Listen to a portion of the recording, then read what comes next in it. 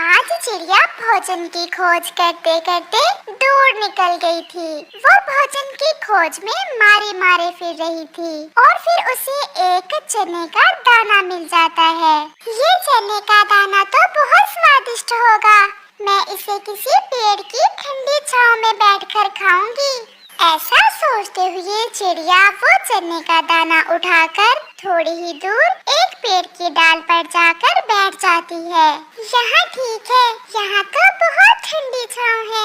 अब मैं अपना ये चने का दाना खाकर यही थोड़ी देर आराम भी कर लूंगी। वो चिड़िया जैसे ही चने का दाना खाने लगती है तो उसका चने का दाना नीचे गिर जाता है और पेड़ में एक सुराख के अंदर चला जाता है। चिड़िया भूखी थी इसलिए वो रोने लग जाती है। ये क्या हो गया? अगर मुझे पता होता कि मेरे साथ ऐसा होगा, मेरा चने का दाना इस सुराख में गिर जाएगा, तो मैं वहीं बैठकर अपना दाना खा लेती। चिड़िया बैठी ऐसे रो रही थी कि उस सुराख में से चनों के 2 दाने बाहर निकल आते हैं और उसे एक आवाज सुनाई देती है।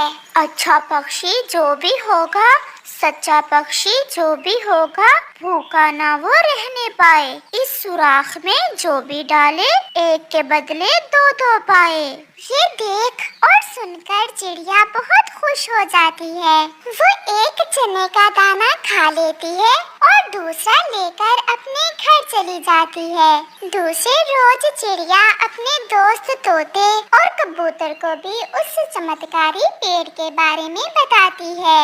अब तो हमें भोजन की कोई चिंता नहीं है। हम हर रोज उस जादुई पेड़ के सुराख में एक चीज डालकर 2 ले लिया करेंगे। मैं तो आज अपनी इस लाल मिर्ची को 2 कर लूंगा और फिर मजे मजे से 2 मिर्ची खाऊंगा। और मैं अपने इस एक अमरूद के 2 अमरूद कर लूंगा। तो फिर चलो हम उस चमत्कारी पेड़ के पास जाते हैं। वो सब वहाँ पहुँच जाते हैं। पहले तोता अपनी लाल मिर्ची उस पेड़ के सुराख में डाल देता है और सुराख से आवाज आती है। अच्छा पक्षी जो भी होगा, सच्चा पक्षी जो भी होगा, भूखा ना वो रहने पाए। इस सुराख में जो भी डाले एक के बदले 2 पाए। और फिर पेड़ के उस सुराख में से 2 लाल मिर्ची बाहर निकल आती हैं। तोता तो आज कुछ ज्यादा ही खुश था। ऐसे ही चिड़िया और कबूतर भी अपना अपना भोजन 2 कर लेते हैं और मजे मजे से खाना शुरू करते हैं। वो कौवा और उसकी पत्नी कौवी भी उड़ते उड़ते उसी दिशा में आ जाते हैं। पक्षियों, हम सुबह से मारे मारे फिर रहे हैं और हमें मिला है ये एक केला और आपके पास 2 चीजें हैं खाने में, और अब ये केला मैं खा लूंगा और मेरी पत्नी फिर से भूखी रहेगी। नहीं नहीं कालू जी, ये केला तो मैं ही खाऊंगी। बस बस लड़ाई छोड़ो, आप दोनों ही एक एक केला खाओगे, मुझे दो अपना केला। फिर चिड़िया कौवों से वो केला लेकर उस सुराख में गिरा देती है। अरे अरे चिड़िया, क्या पागल हो गई हो? ये क्या कर दिया तुमने? गोरी, थोड़ा धीरज तो रखो। फिर सुराख से वही आवाज आती है और उस सुराख में से 2 केले बाहर आते हैं, जिन्हें देखकर कौवा और कौवी तो बहुत खुश थे। फिर चिड़िया उन्हें उस चमत्कारी सुराख के बारे में बताती है। अब तो हम हर रोज अपना भोजन लेकर यहाँ ही आ जाया करेंगे और फिर इस सुराख से डबल डबल करके खाया करेंगे। मौज लग गई मौज अब तो हमारी। शाम होने को थी और वो सब अपने अपने घरों को चले जाते हैं।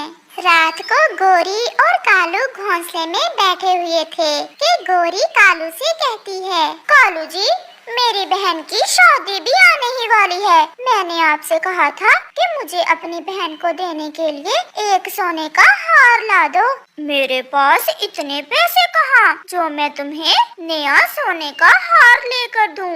तुम ऐसा करना, अपना हार ही अपनी बहन को दे देना। Idea Kalu ji, idea. मुझे एक जबरदस्त आइडिया आया है। अब बोलोगी भी या आइडिया आइडिया ही सुनाती जाओगी? कालू, चलो हम रात के अंधेरे में मेरा ये हार लेकर उस जादुई पेड़ के सुराख के पास जाते हैं। मेरे इस हार से दो दो सोने के हार बना लेते हैं। वाह गोरी वाह, मान गया आज तो मैं। मेरे दिमाग में तो ये बात आई ही नहीं। फिर गोरी और कालू वो सोने का हार लेकर उस जादुई पेड़ के सुराख के पास जाते हैं और गोरी अपना वो हार उस पेड़ के सुराख में डाल देती है। पेड़ से आवाज आती है, अच्छा पक्षी जो आए, सच्चा पक्षी जो भी आए, भूखा ना वो रहने पाए। इस सुराख में जो भी डाले, एक के बदले दो दो पाए। और फिर दो दो सोने के हार बाहर निकल आते हैं। कालू जी, क्यों ना एक माँ जी के लिए भी ले जाऊं? क्यों नहीं, हम माँ जी के लिए भी हार ले जाते हैं। गोरी फिर से अपना हार उस सुराख में डाल देती है और फिर से दो दो सोने के हार बाहर निकल आते हैं। क्यों ना हम सारे ही हार इस सुराख में डालकर एक साथ ही फिर से डबल कर लें, बेचकर पैसे कमाएंगे, पैसे। और फिर गोरी वो सारे सोने के हार उस सुराख में डालती है और पेड़ से आवाज आती है, गंदा पक्षी जो भी आए, लालची पक्षी जो भी आए, इस सुराख में जो भी डाले, उसकी अपनी चीज भी हाथ से जाए। और फिर उस सुराख में से कुछ भी बाहर नहीं आता। और फिर कौवा और कौवी रोते हुए खाली पंखी वापस घर लौट जाते हैं। इस कहानी से हमें सीख मिलती है कि लालच बुरी बला है। डोली चिड़िया बहुत ही अच्छी चिड़िया थी क्योंकि उसकी मम्मा ने उसका पालन पोषण बहुत अच्छे से किया था। अब डोली जवान हो गई थी। एक दिन डोली नदी पर बैठी हुई थी कि वहाँ एक पक्षी आता है जिसे पहली ही नजर में डोली पसंद आ जाती है। आप बहुत सुंदर हो, मैं पास वाले जंगल में रहता हूँ, क्या आप मुझसे शादी करेंगी? ये सुनकर डोली तो शर्मा जाती है। माँ जी से बात कर ले, जो मम्मा करेंगी मुझे मंजूर होगा। ऐसा कहते हुए डोली वहाँ से चली जाती है। फिर अगले रोज वो पक्षी अपनी माँ से बात करता है, माँ मुझे कल नदी पर एक चिड़िया मिली थी, मैं उससे शादी करना चाहता हूँ। आपको पता है कि 2-4 दिन में मैं विदेश चला जाऊँगा। मैं चाहता हूँ कि विदेश जाने से पहले पहले मेरी शादी हो जाए ताकि मुझे आपके अकेलेपन की चिंता ना हो। मैं तुम्हारी शादी तो कर रही हूँ, परंतु याद रखना बेटा, विदेश जाकर पैसे मेरे नाम पर भेजना। ऐसा ना हो कि पत्नी के पीछे लगकर माँ को भूल ही जाओ। फिर टुन्नू चिड़ा अपनी माँ के साथ उस चिड़िया के घर जाता है। डोली की माँ को रिश्ता पसंद आ जाता है और फिर उन दोनों की शादी हो जाती है और टुन्नू डोली को बिहाकर अपने घर ले आता है। डोली की सास बहुत नकचड़ी और कंजूस थी। वो तो डोली के घर आते ही उसे तंग करने के उपाय ढूंढने लगती है। बहू जरा एक कप चाय तो बना कर लाओ। ले माँ जी, मेरे पंखों की चाय मेरी मम्मा को बहुत पसंद थी, आपको भी बहुत पसंद आएगी। हाय थू थू, ये कोई चाय है? जैसे गर्म पानी हो, ऐसी चाय मैं नहीं पीती। लाए माँ जी, मैं पी कर देखता हूँ। माँ जी अच्छी बनी है चाय, बस थोड़ा मीठा कम है। वो तो मैंने इसलिए कम डाला था कि माँ जी को शुगर ना हो जाए। अरे बढ़िया ही मुझे शुगर करने वाली, शुगर हो तेरी माँ को। ऐसे ही कुछ दिन गुजर जाते हैं और डोली का पति अपने काम के लिए विदेश चला जाता है। अब तो इसे ऐसा सीधा करूँगी कि मेरा हर कहना मानेगी ये बहू। ये क्या, भोजन खुद ही लेकर खा रही हो? आज से ऐसा नहीं चलेगा। जब तुम्हें भूख लगे तो मुझे बताना और मैं अपने पंखों से भोजन दूंगी तुम्हें। परंतु माँ जी, मैं कौन सा? चुप चुप, अगर ज्यादा बोली तो जबान काट दूंगी। अब जाओ और भोजन ले आओ। माँ जी, पति जी तो घर में ढेर सारा राशन रख कर गए थे और वो मुझे बोल कर गए थे कि बाहर नहीं जाना। अगर इस घर में रहना है तो जैसा मैं कहती हूँ वैसा करना होगा। फिर डोली चुपचाप घर से निकल जाती है। वो सारा दिन भोजन की खोज करती है, परंतु उसे कुछ भी नहीं मिलता। वो खाली पांखी वापस लौट आती है। माँ जी, आज पहला दिन था ना, मुझे कुछ भी नहीं मिला। ये काम तुमसे नहीं होगा। मैंने तो पहले ही कहा था अपने बेटे को कि ऐसी चिड़िया से ना ही शादी करो जिसे खाना आता हो और खिलाना ना आता हो।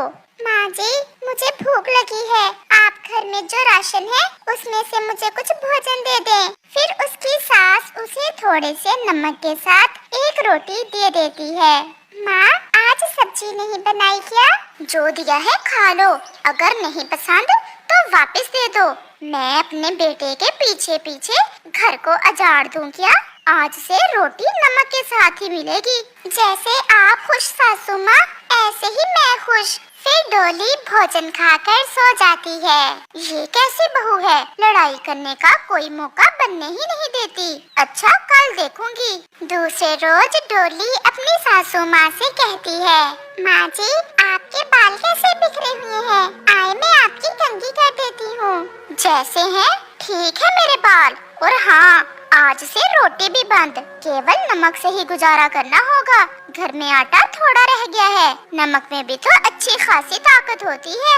माँ जी, मैं नमक खाकर ही गुजारा कर लूंगी। जैसे मेरी सासू माँ खुश, ऐसे ही मैं खुश। फिर डोली थोड़ा सा नमक खा लेती है। अब जाओ और घर की मरम्मत के लिए कुछ लकड़ियाँ ले आओ। देख क्या रही हो, मैं भी नमक ही खाऊंगी। मैं कौन सा पराठे खा रही हूँ। फिर डोली वहाँ से चली जाती है। अब मैं जल्दी से आलू वाले पराठे बनाती हूँ और मिर्ची के अचार से खाती हूँ।